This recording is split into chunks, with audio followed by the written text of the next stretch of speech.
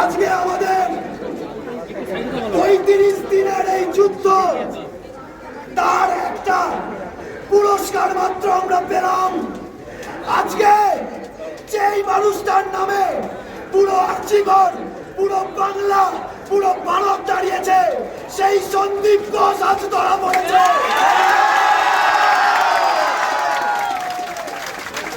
আমরা বারবার করে বলছিলাম, এই হচ্ছে সেই সন্দীপ ঘোষ যে হচ্ছে থ্রেড কালচারের মাথায় রয়েছে।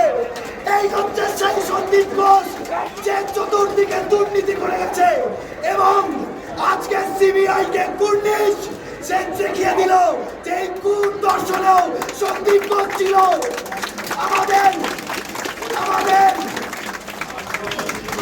আমাদের বোনের বিচারের দিকে আমরা একটা সদর্থক পদক্ষেপ নিতে পারলাম।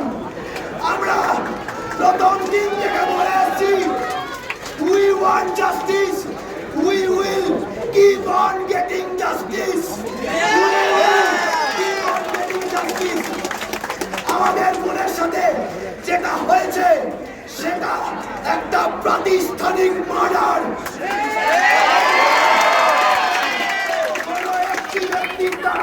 হতে পারে না।